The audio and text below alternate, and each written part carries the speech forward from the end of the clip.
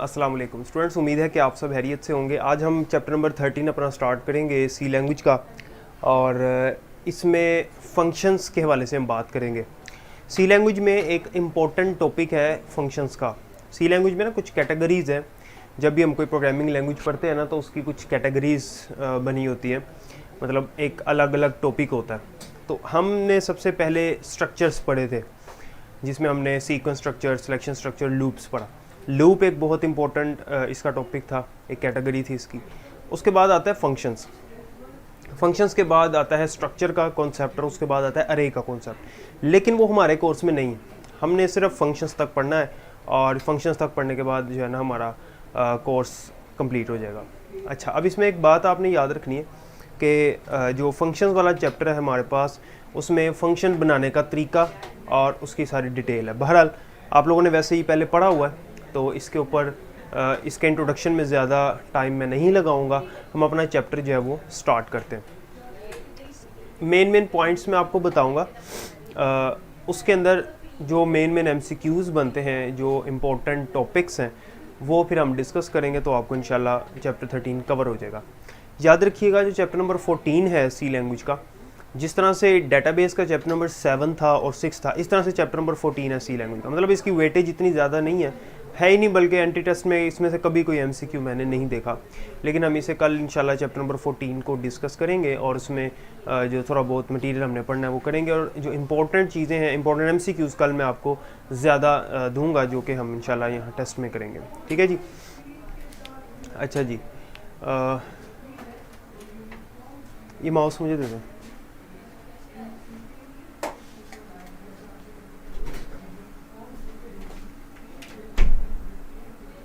जी वालेकुम सलाम।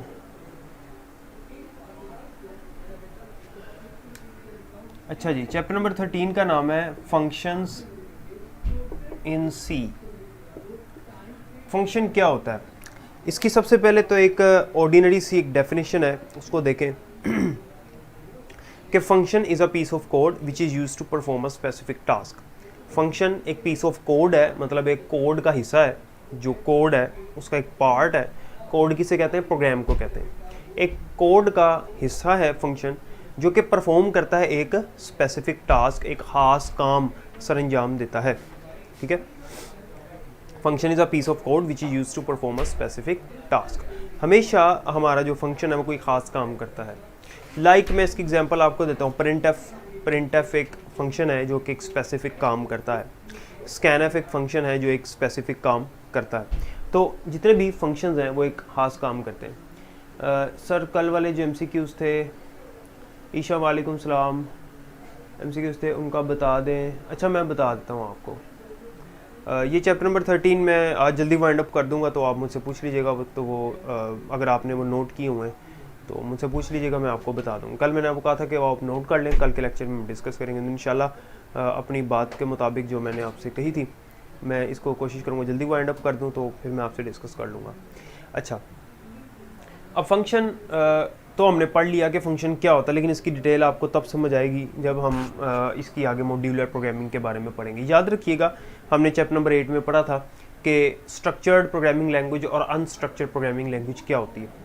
आपको अगर याद हो तो हमने पढ़ा था कि स्ट्रक्चर्ड प्रोग्रामिंग लैंग्वेज ऐसी प्रोग्रामिंग लैंग्वेज होती है जिसमें हम अपने प्रोग्राम के मॉड्यूल्स बना लेते हैं। मॉड्यूल्स कहते हैं उसके पार्ट्स को, ठीक है, और उनको सब प्रोग्राम भी कहते हैं। यानी एक बड़ा प्रोग्राम जो है वो डिवाइड किया होता है छोटे छोटे पार्ट्स के अंदर। ठीक है, तो ये जो छोटे छोटे पार्ट्स हैं, समझ लें कि ये एक पार्ट है, ये इसका पार्ट है, ये है 4, 5, 6 और 7। इस प्रोग्राम के हमने 7 हिस्से कर दिए, 7 टुकड़ों में डिवाइड कर दिया। तो ये एक बड़ा प्रोग्राम जो है छोटे छोटे सब प्रोग्राम्स में डिवाइडेड है। ठीक है, छोटे छोटे पार्ट्स, इनको हम मॉड्यूल्स कहते हैं या सब प्रोग्राम्स कहते हैं। ऐसी प्रोग्रामिंग को स्ट्रक्चर्ड प्रोग्रामिंग कहते हैं, और ऐसी प्रोग्रामिंग लैंग्वेज जो ये काम करने की हमें सहूलत देती है कि एक बड़े प्रोग्राम को पार्ट्स में डिवाइड हम कर सकें, उसे हम स्ट्रक्चर्ड प्रोग्रामिंग लैंग्वेज कहते हैं। जबकि ऐसी प्रोग्रामिंग लैंग्वेज जिसमें हम स्ट्रक्चर्ड यानी कि इसके प्रोग्राम्स के पार्ट नहीं बना सकते, उन्हें हम अनस्ट्रक्चर्ड प्रोग्रामिंग लैंग्वेज कहते हैं। और हमारे पास जो अनस्ट्रक्चर्ड प्रोग्रामिंग लैंग्वेज, सी लैंग्वेज अनस्ट्रक्चर्ड नहीं है, सी लैंग्वेज स्ट्रक्चर्ड प्रोग्रामिंग लैंग्वेज है, यानी इसके अंदर हम प्रोग्राम के पार्ट्स बना सकते हैं। इसकी मिसाल मैंने आपको चैप्टर नंबर 8 में भी दी थी और यहाँ पे भी आप फ़र्ज़ कर लें कि एक कैलकुलेटर मैंने बनाना है, तो एक मैंने उसका फंक्शन बनाया जो कि एडिशन कर रहा है, एडिशन। दूसरा मैंने उसका फंक्शन बनाया है जो कि सब्ट्रैक्शन कर रहा है। तीसरा मैंने उसका फंक्शन बनाया है जो कि मल्टीप्लिकेशन कर रहा है। और चौथा मैंने उसका फंक्शन बनाया है जो कि डिवीजन कर रहा है। ये अलग अलग मॉड्यूल्स बना दिए, ठीक है। ये जो मॉड्यूल है प्रोग्राम का, ये जो कोड है, ये एक फंक्शन परफॉर्म कर रहा है। क्या परफॉर्म कर रहा है? फंक्शन। कौन सा फंक्शन? एडिशन का। ये सब्ट्रैक्शन का, ये मल्टीप्लिकेशन और डिवीजन का। तो इनको मिला के एंड पे एक ही प्रोग्राम हम बना देंगे तो वो हमारे पास क्या बन जाएगा? कैलकुलेटर बन जाएगा। ठीक है, तो ये कैलकुलेटर बन गया। ये काम करने की जो सहूलत हमें दी गई है, ये सी लैंग्वेज में दी गई है, तो ऐसी programming language structure programming language कहलाती है। अच्छा जी, क्या सर चैप्टर नंबर 13 के प्रोग्राम्स करने हैं? बेटे प्रोग्राम मैं आपको पहले कई दफ़ा बता चुका हूँ, बार बार आप पूछते हैं। प्रोग्राम जो है वो यहाँ पे आते तो नहीं है करने के लिए, लेकिन उनकी आउटपुट्स और एरर्स वगैरह जो हैं वो पूछे जाते हैं, जिनकी मैं प्रैक्टिस आपको करवा रहा हूँ टेस्ट में। और आगे आपका जो टेस्ट सेशन, उसमें आपका जो ड्राइव पे आपके टेस्ट पड़े होंगे उसमें मैं ऐड कर दूँगा। तो वो आउटपुट आपने करनी होती है। जैसे कल का टेस्ट था, उसमें कितनी आउटपुट्स आई थी, ठीक है। तो आउटपुट वाले क्वेश्चन आते हैं, वो प्रैक्टिस आपने ज़रूर करनी है। हाँ, जो मैं आपको करवा भी रहा हूँ आपको पता है, लेकिन ये जो चीज़ है कि प्रोग्राम्स बाकायदा करवाए जाएँ तो वो तो यहाँ पे आते नहीं हैं, तो उसके ऊपर टाइम ज़ाया करने की ज़रूरत नहीं है। अच्छा, अब ये हो गया एक फ़ंक्शन। फ़ंक्शन की इंपॉर्टेंस बुक में लिखी हुई है, वो आपने याद भी रखनी है, वो आपने याद करनी है, उसे पढ़ लेनी है। आपने एक दफ़ा उसकी इंपॉर्टेंस के जो पॉइंट्स लिखे हैं, 4 या 5 हैं, वो आपने पढ़ने। क्या इंपॉर्टेंस है जी? फंक्शन जो है वो हमारे प्रोग्राम की रीयूजेबिलिटी को बढ़ा देता है। रीयूजेबिलिटी से मुराद है कि हम एक से ज़्यादा काम कर सकते हैं। फंक्शन हमारे प्रोग्राम की रीयूजेबिलिटी को बढ़ा देता है। इससे मुराद ये है कि हम एक दफ़ा फंक्शन को लिख लें, उसको बार बार यूज़ कर सकते हैं, ये इसका मतलब है। मतलब मैंने एक फंक्शन लिख दिया, ये एडिशन वाला, तो मैं अब इसको बार बार यूज़ कर सकता हूँ, ठीक है। ये इसकी मिसाल जब आगे दूंगा तो आपको क्लियर हो जाएगा। दूसरी बात इसमें यह है कि फंक्शन जब हम बनाते हैं तो उसको बार बार लिखने की बजाय हम एक दफ़ा ही लिख देते हैं, लेकिन उसको बार बार हम कॉल करते हैं, बार बार उसको हम एक्टिव करते हैं, तो वो उसको हम यूज़ कर लेते हैं। एक दफ़ा प्रोग्राम लिख के उसके अंदर हमने फंक्शन बना के अपना सेव कर लिया, तो हम मुख्तलिफ प्रोग्राम से उसको बार बार यूज़ कर सकते हैं। फंक्शन जो है ये parallel development of the software करने में मदद देता है। Parallel development of the software से मुराद ये है कि एक ही टाइम पे एक ही सॉफ्टवेयर के ऊपर मल्टीपल पर्सन मिल के काम कर रहे हों। फॉर एग्जांपल कि ये देखिएगा, वीडियो एरर आ गया शायद। अच्छा जी, तो फंक्शंस की हमारे पास 2 टाइप्स होती हैं। अब यहाँ से हमारा जो मेन चैप्टर का पार्ट है वो शुरू होने लगा है, जो कि ज़्यादा इंपॉर्टेंट है। फंक्शन की 2 टाइप्स हैं हमारे पास, एक होता है बिल्ट इन फंक्शन और दूसरा होता है यूज़र डिफाइंड फंक्शन।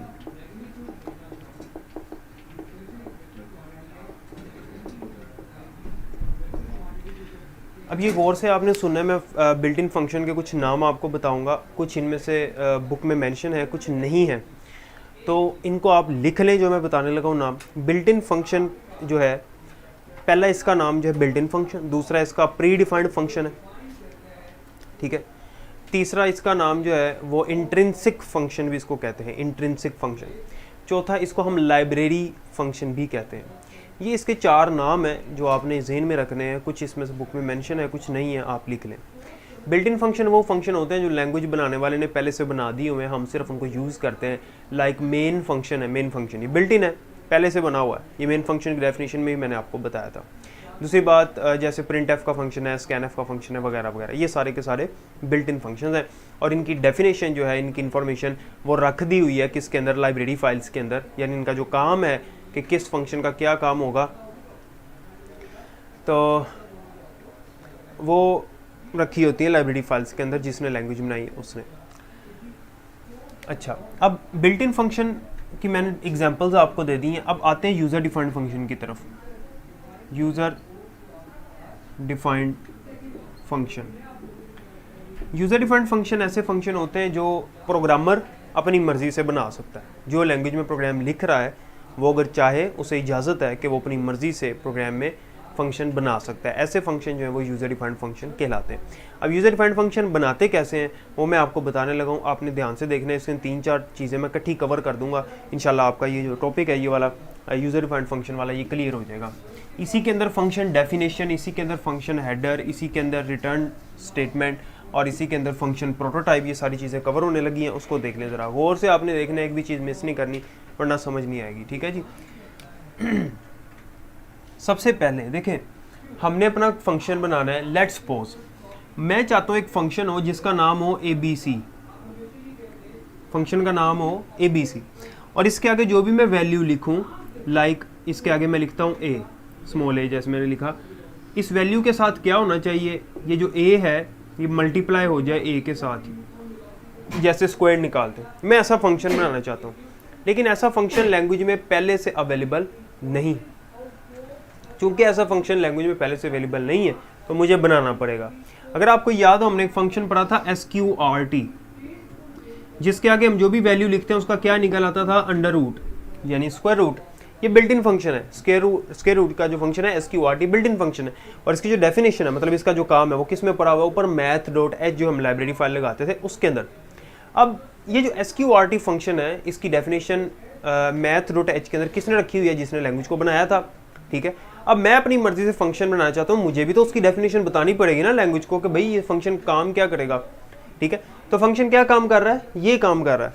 मैं ये चाहता हूँ ऐसा काम होना चाहिए। मैं चाहता हूँ कि जब भी मैं ABC लिख के आगे कोई वैल्यू दूँ तो उसका स्क्वायर निकल आए। ठीक है, उसके लिए मैं क्या करूँगा, मैं फंक्शन की डेफिनेशन लिखूंगा, फंक्शन की इंफॉर्मेशन लिखूंगा, प्रोग्राम के अंदर ही लिखूंगा। अब वो फंक्शन डेफिनेशन कैसे लिखते हैं, सबसे पहले हम लिखते हैं रिटर्न टाइप,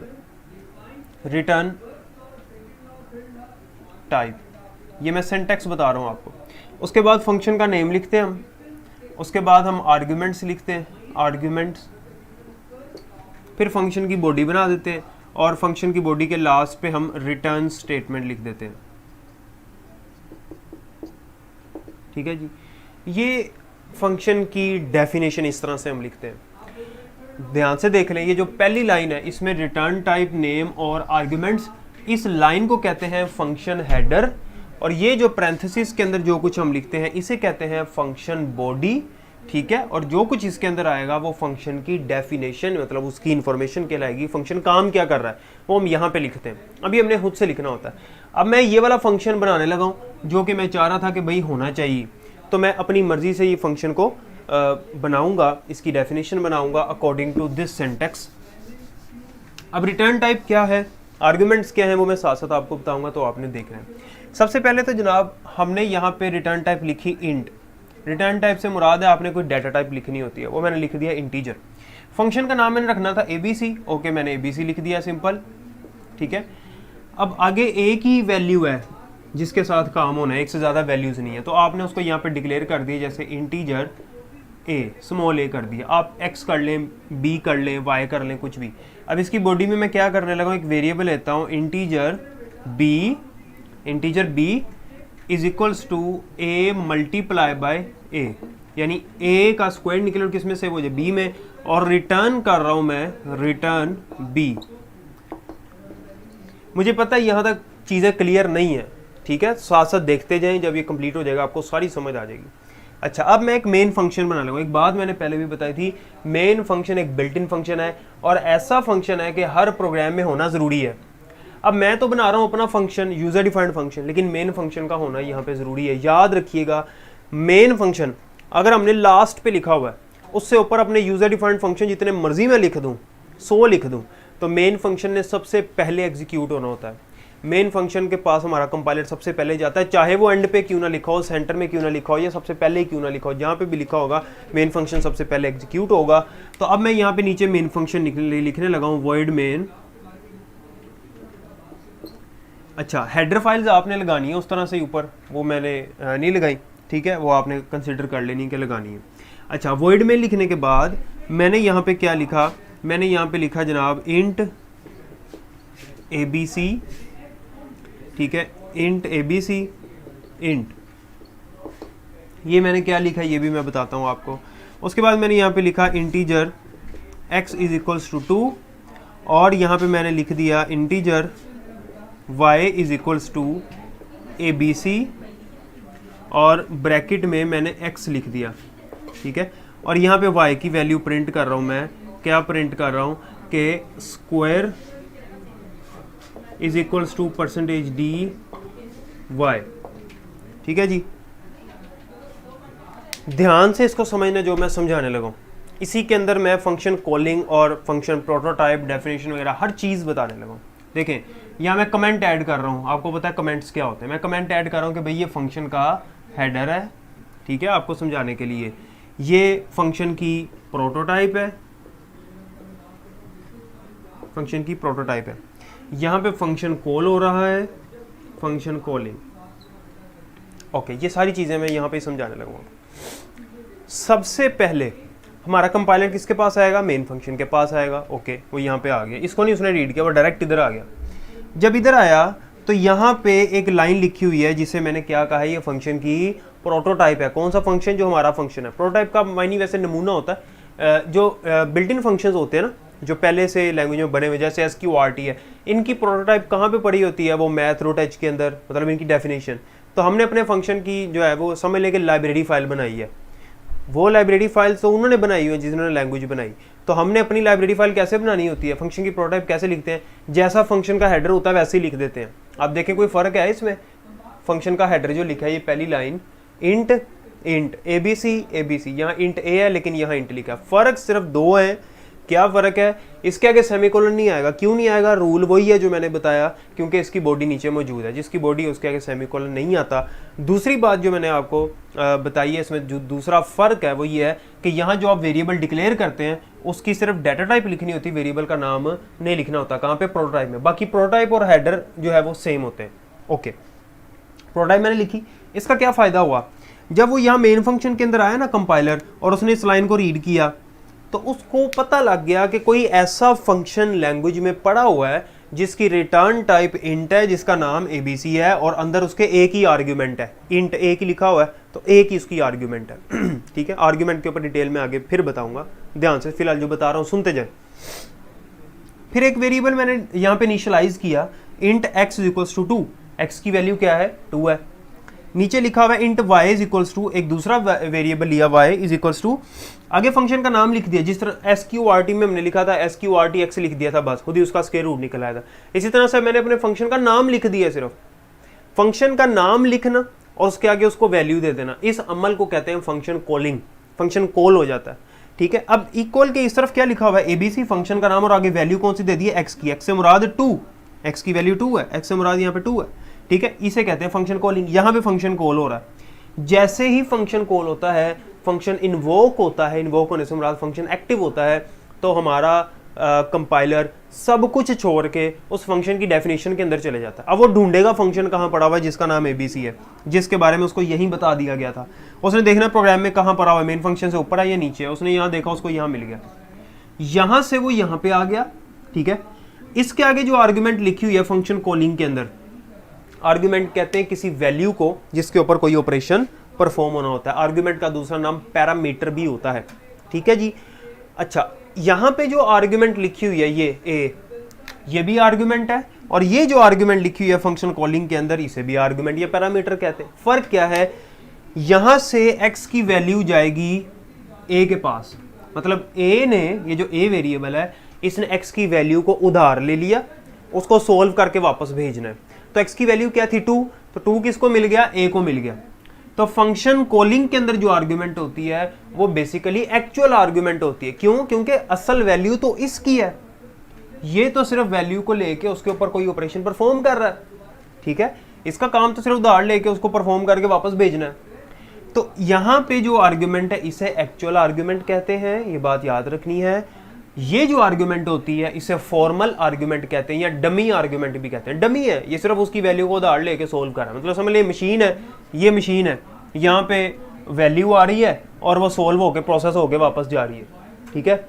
जो गंदुम है वो यहाँ पे आ रही है मशीन के अंदर, और उसके बाद जो है वो यहाँ पे पिस के आगे आटा बन के निकल रही है, ये समझ लें आप।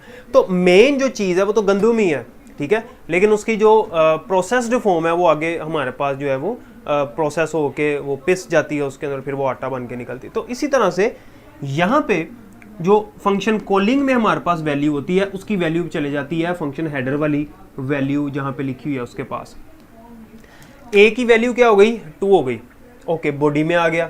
जब बॉडी में आया तो आगे लिखा हुआ है int B is equal to A multiply by A की वैल्यू क्या थी 2, तो 2 इंटू 2 कितना हो गया 4 हो गया, और 4 किसको मिल गया बी को मिल गया। अब बी की वैल्यू क्या हो गई 4 हो गई, ओके बी की वैल्यू 4 हो गई। जब नीचे आया तो क्या लिखा हुआ रिटर्न बी, रिटर्न एक स्टेटमेंट है कि इसके आगे हम जो चीज लिखते हैं वो कहां पे चले जाती है जहां पे फंक्शन को कॉल किया होता है। तो रिटर्न बी क्या लिखा हुआ है कि बी की वैल्यू रिटर्न करो कहां पे जहां फंक्शन कॉल हुआ था। तो जो रिटर्न के आगे चीज लिखी होती है, जो वेरिएबल लिखा होता है या एक्सप्रेशन भी लिख सकते हैं डायरेक्ट, उसकी जो भी डाटा टाइप है वो हमने यहाँ लिखनी होती है, इसे कहते हैं रिटर्न टाइप। रिटर्न टाइप की समझ आई?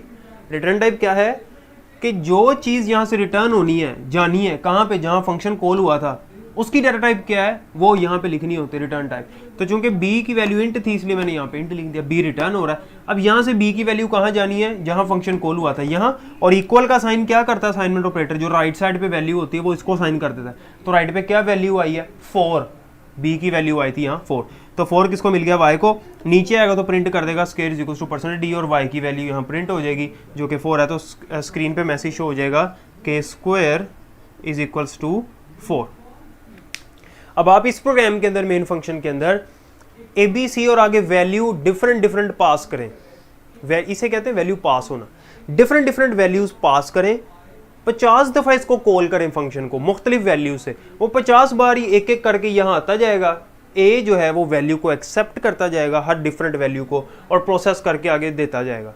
यहाँ से वैल्यू ऊपर जाती जाएगी, वहां से वैल्यू प्रोसेस होके वापस आती जाएगी। इसे कहते हैं reusability of the function. Function की रीयूजेबिलिटी बढ़ जाती है। एक दफ़ा लिख लिया आप उसको कॉल करी जाए बार बार जितनी बार मर्जी। जैसे SQRT फंक्शन उसने एक दफ़ा बना दिया, अब इसके आगे हम जितनी मर्जी बार वैल्यूज़ मुख्तलिफ देते जाएँ वो उसका स्क्वायर रूट निकालता जाएगा। तो ये हमने एक फंक्शन बना लिया अपना, ठीक है। तो फंक्शन प्रोटोटाइप, अब एक चीज़ समझ लें, फंक्शन प्रोटोटाइप हमने फंक्शन कॉलिंग से पहले लिखनी होती है। वो चाहे आप यहाँ ऊपर लिख दें और चाहे आप मेन फंक्शन से बाहर लिख दें, चाहे मेन फंक्शन से बाहर लिख दें, लेकिन चाहे आप ऊपर हेडर फाइल जो लगाते हैं ना प्री प्रोसेसर डायरेक्टिव्स उनके साथ लिख दें, लेकिन फंक्शन कॉलिंग से पहले लगनी चाहिए। फंक्शन कॉलिंग के बाद प्रोटोटाइप नहीं होनी चाहिए। फंक्शन कॉल करने से पहले उसको बता देना चाहिए कि ऐसा फंक्शन है भाई लैंग्वेज में, ठीक है। तो ये होती है function calling, function prototype, return type वगैरह। अब इसमें एक दो चेंजिंग्स मैं करता हूँ आपका कॉन्सेप्ट मजीद क्लियर करने के लिए, एक दो चीज़ें समझाने के लिए। मैं यहाँ पे फंक्शन कॉल कर रहा हूँ, इंट y करके इधर फंक्शन कॉल कर रहा हूँ और उसकी वैल्यू y को दे रहा हूँ, फिर y की वैल्यू प्रिंट कर रहा हूँ। तो बजाय इसके कि y का मैं सहारा लूँ, मैं यहाँ से y को ख़त्म क्यों नहीं कर देता? मैं डायरेक्ट ही फंक्शन कॉल प्रिंट एफ के अंदर भी कर सकता हूँ जब, तो फिर ऐसे हम क्यों करें? देखें, यहाँ डायरेक्ट फंक्शन कॉल कर ले, ABC आगे वैल्यू दे दे x की, y लेने की ज़रूरत नहीं। अब जब यहाँ पे प्रिंट एफ करने आएगा, वैल्यू को प्रिंट करने आएगा, यहाँ पे आएगा ABCX, यहाँ फंक्शन कॉल हो गया। जैसे फंक्शन कॉल हुआ यहाँ से इधर आ गया वैल्यू। मतलब जो मैंने पहले लिखा था और जो मैंने अब लिखा है इनका काम एक ही होना है, ठीक है। सेम इसी तरह से अगर मैं यहाँ B नहीं लेता, मैं डायरेक्ट ही यहाँ पे लिख देता हूँ रिटर्न कर दो भाई A मल्टीप्लाई बाय A, तब भी बिल्कुल ठीक है, कोई गलती नहीं है, कोई प्रॉब्लम नहीं है, ऐसे भी ठीक है। आप डायरेक्ट रिटर्न के आगे एक्सप्रेशन भी लिख सकते हैं। रिटर्न स्टेटमेंट के आने से फौरी तौर पे जो भी आगे वैल्यू है वो वापस चले जाती है जहाँ फंक्शन कॉल हुआ है, और जब ही फंक्शन हम कॉल करते हैं वो सब कुछ छोड़ के हमारे फंक्शन के पास चले जाता है।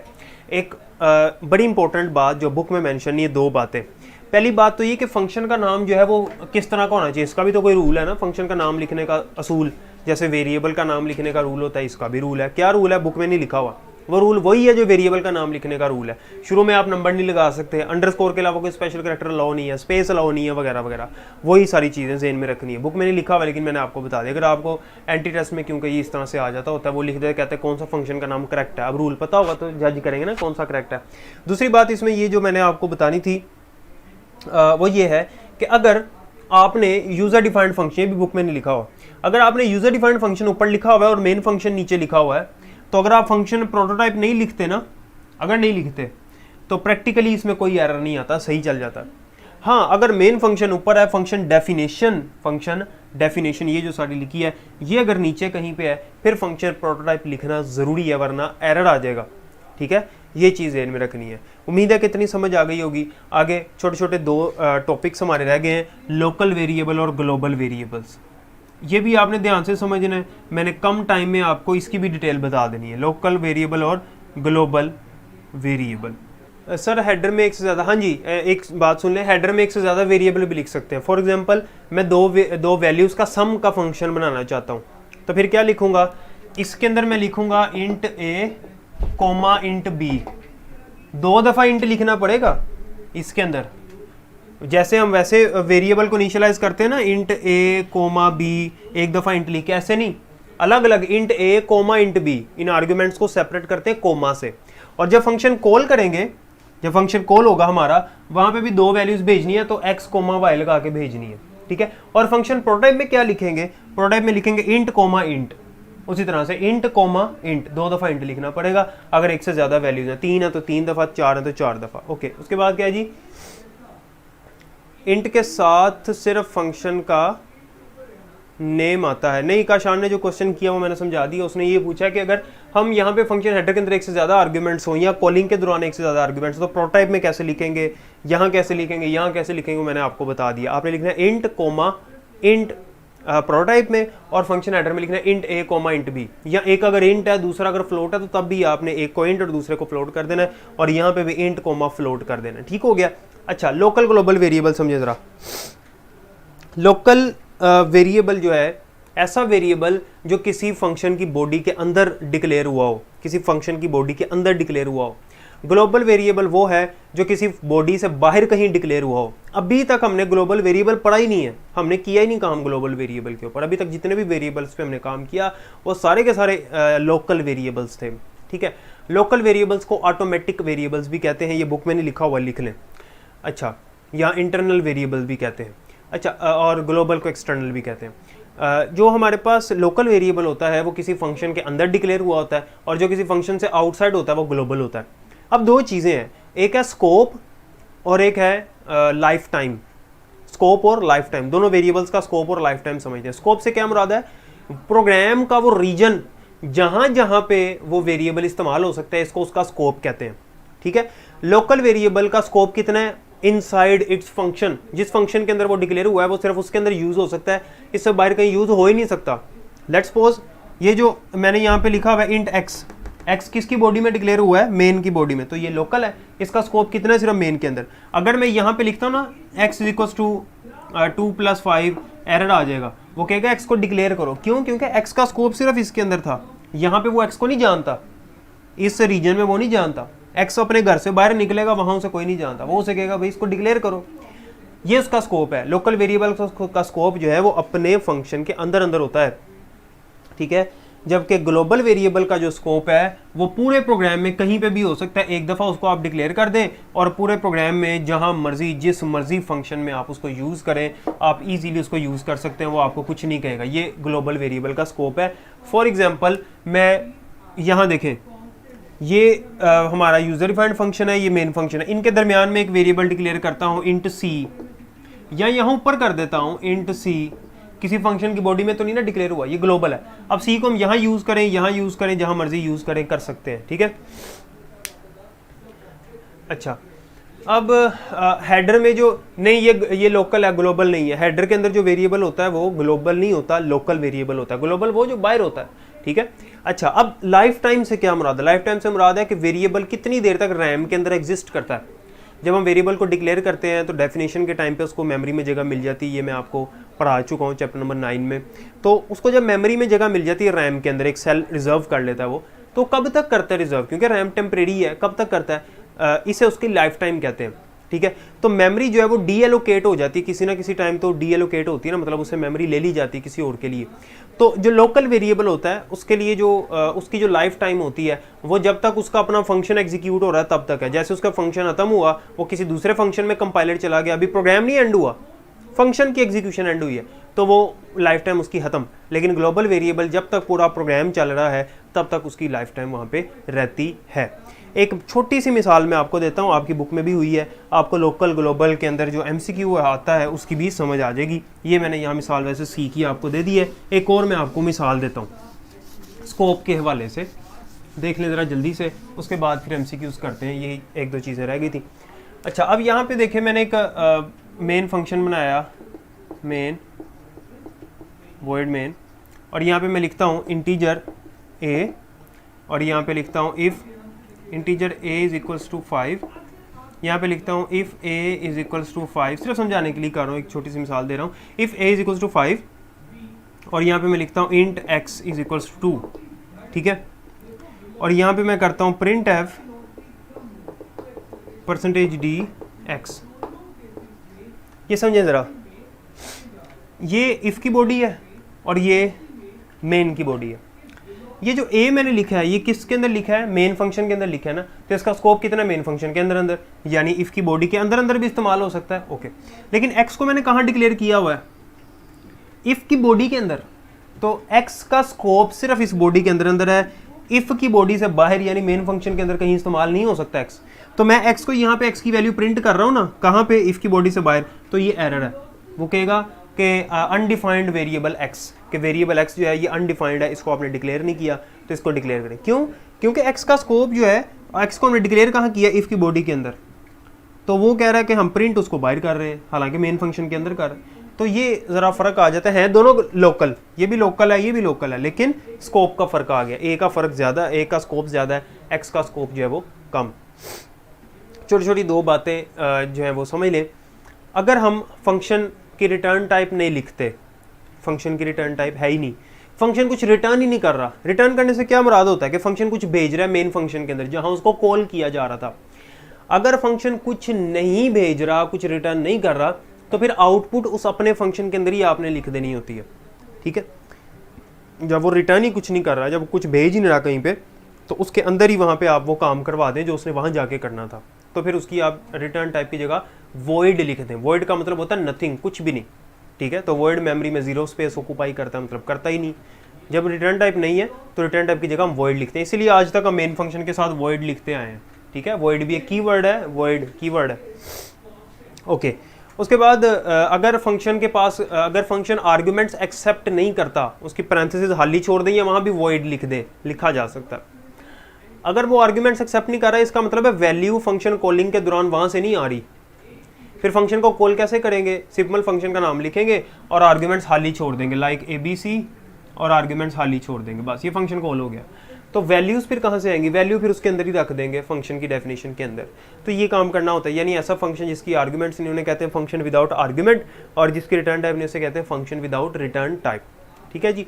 तो उम्मीद है कि ये समझ आ गई। कोई क्वेश्चन जल्दी से पूछ लें। सर इफ़ के नीचे पैरेंथेसिस ना लिखें तो फिर क्या x की वैल्यू प्रिंट कर सकता है? नहीं जी, ये बॉडी तो हम तब लगाते, ये पैरेंथेसिस लगाना या ना लगाना इसका मतलब सिर्फ ये है कि वो अब वो कंसीडर कर रहा है, अब पैरेंथेसिस नहीं ना लगाई हमने, तो उसको पता है कि इफ़ के नीचे जो एक लाइन है सिर्फ यही बॉडी का हिस्सा है, तो कंपाउंड स्टेटमेंट नहीं थी, ना लगाएं, अभी भी वही एरर आएगा। उसको पता है कि ये इसकी बॉडी का हिस्सा है, इफ़ की बॉडी है, एग्जिस्ट करती है। अगर बॉडी ना हो तो यहाँ मैं सेमीकोलन ना लगा दूँ, बॉडी है, सिर्फ पैरेंथेसिस का रूल ये है कि कंपाउंड स्टेटमेंट है तो लगानी, वरना नहीं लगानी, ठीक है जी। और कोई क्वेश्चन है तो बताएं। अभी भी एरर ही आएगा, वो इसको इसकी बॉडी के अंदर ही समझ रहा है, ठीक है जी। ले जी अब टेस्ट करें ज़रा, अभी टेस्ट आता है आपके सामने, पेज रिफ्रेश करें और स्टार्ट टेस्ट पे क्लिक करें, तो उसके बाद जो है वो टेस्ट डिस्कस भी कर लेते हैं। और चैप्टर नंबर 12 के जो MCQs हैं वो भी अपने पास लिखे हुए हैं आपने, तो ठीक है वो भी मुझसे पूछ लीजिएगा, मैं आपको बता दूंगा, ठीक है जी।